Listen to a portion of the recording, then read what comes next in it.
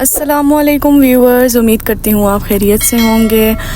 इस वीडियो में मैं आपको बताऊँगी कि ये दरूद शरीफ कैलीग्राफी हम कैसे बनाएं इस कैनवस पे। ये खूबसूरत सी पेंटिंग्स, इसमें जो मटेरियल्स यूज़ हुए हैं, जो पेंट्स मैंने जिस शेड्स में यूज़ किए हैं वो मैं आपके साथ शेयर करूँगी।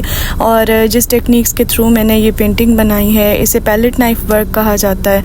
और ये सब मैं आपके साथ इस वीडियो में शेयर करूँगी, तो एंड तक ज़रूर देखिएगा अगर आप जानना चाहते हैं कि ये पेंटिंग कैसे बनाएं। तो सबसे पहले मटेरियल शेयर करूंगी। येलो, ब्लू और रेड जो है ये मैंने तीनों मिला के ब्राउन का एक शेड बनाया। फिर ब्लैक और मस्टर्ड भी मैंने यूज़ किए हैं। फिर कॉपर और रॉयल गोल्ड है जो कि मैंने ब्लू बर्ड्स के यूज़ किए हैं। इन तीनों को मिला के मैंने ब्राउन का शेड बनाया था। फिर ये वाइट है एक्रिलिक जो कि खत्ताती के लिए यूज़ किया गया। और ये पैलेट नाइफ्स है जो मैंने यूज़ किए, उनकी ये शेप थी। सबसे पहले मैंने येलो, ब्लू और मैरून को मिला के ये एक शेड बनाया। ये इसे रेडिश ब्राउन टाइप कोई शेड है।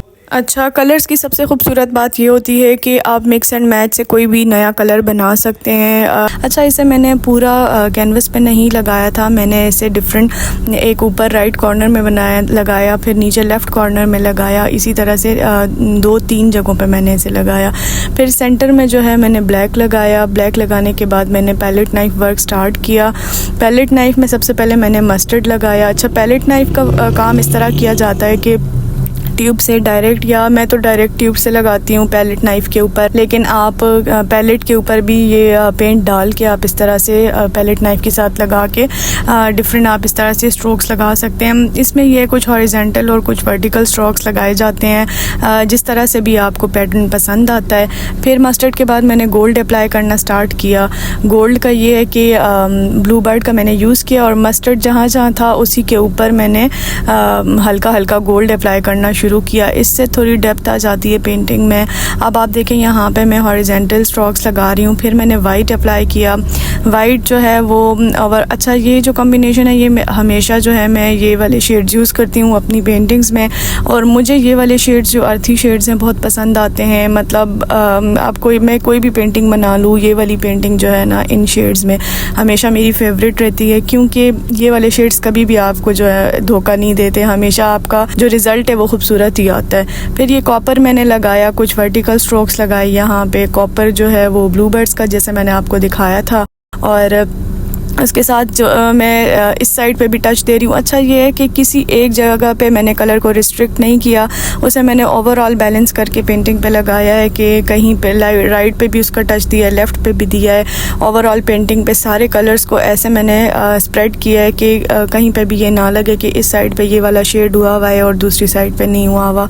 तो इसलिए एक बैलेंस देने के लिए ये पेंटिंग के ऊपर इस तरह से अप्लाई करना ज़रूरी होता है। लेफ़्ट कॉर्नर में मैंने बेस पे किया हुआ है ब्राउन, लाइट ब्राउन और वाइट को मिक्स करके एक मैंने कॉम्बिनेशन बनाया है, जो मैंने बाकी कॉर्नर्स में भी स्प्रेड किया है। उसके ऊपर मैं पैलेट नाइफ वर्क कर रही हूँ। यहाँ पे ब्लैक के मैं वर्टिकल और हॉरिजॉन्टल स्ट्रोक्स लगा रही हूँ पैलेट नाइफ से।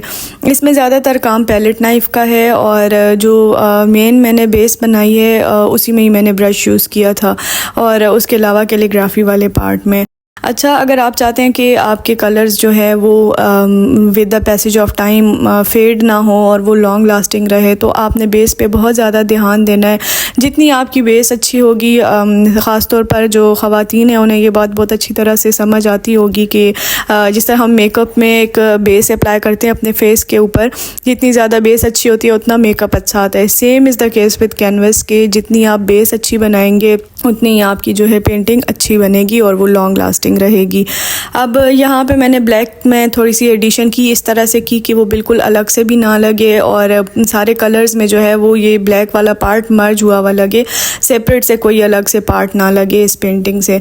तो फिर मैंने पहले ये स्केच की थी दरूद शरीफ जो है, ताकि इससे ये है एक तो लफ्ज़ों की बनावट अच्छे से आ जाती है, और दूसरा ये कि कौन सा वर्ड कहाँ पे जाएगा इसकी थोड़ी सी इंसान को नोहा हो जाती है। क्योंकि अगर मैं डायरेक्ट ब्रश से भी करूँ तो ऐसा कोई मसला नहीं है, लेकिन इससे ये कि मिस्टेक्स के चांसेस कम हो जाते हैं। स्केचिंग लाजमी किया करें, बेशक आप डबल पेंसिल से ना करें या आप सिंगल पेंसिल से भी कर लें, लेकिन इससे ये है कि आपकी मिस्टेक्स के चांसेस बहुत कम हो जाएंगे।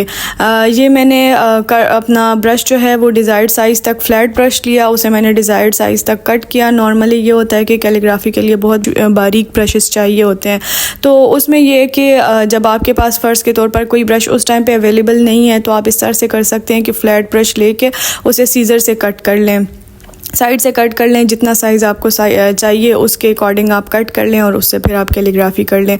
लेकिन उसमें है कि ये कि आपने निब वाली साइड से ब्रश को नहीं कट करना होगा, आपने सिंपल साइड से कट करना होगा। और ब्रश से कट करेंगे तो वो फिर उसमें एक बारीकी नहीं आती है लिखाई में, और जो कट्स और एजेस हैं वो सही नहीं बनते हैं। तो यहाँ पे अब मैं एराब ऐड कर रही हूँ। एराब का आपने बहुत ज़्यादा ख्याल रखना होगा कि कोई ज़बर ज़ेर पेश गलत ना हो जाए, क्योंकि जो फिर पढ़ेंगे तो वो भी गलत पढ़ेंगे तो फिर उसमें आपको गुनाह या सवाब जो भी उसमें आप बराबर के हकदार होंगे। इसी तरह अब ये मैं लेकर कर रही हूँ, लेकर स्प्रे कर रही हूँ। इसमें जो है अब जहाँ पे थोड़ा सा ज़्यादा हो रहा है, नॉर्मली तो ये होता है कि इक्वल डिस्टेंस पे आपने रख के लेकर स्प्रे करना होता है, लेकिन अगर फ़र्ज़ के तौर पर आपसे कहीं से ज़्यादा हो जाए तो आप पास एक ब्रश रख लें, फ़ौरन से उसके ऊपर जो है वो ब्रश लगा लें ताकि वो इक्वली इवनली स्प्रेड हो जाए कैनवस के ऊपर।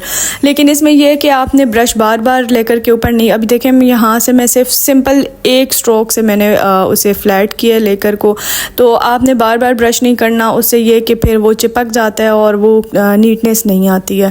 तो ये आप अभी कंप्लीट लुक देखें इस पेंटिंग की, और मुझे उम्मीद है आपको ये पेंटिंग पसंद आई होगी, क्योंकि पर्सनली मेरी तो ये मोस्ट फेवरेट पेंटिंग है।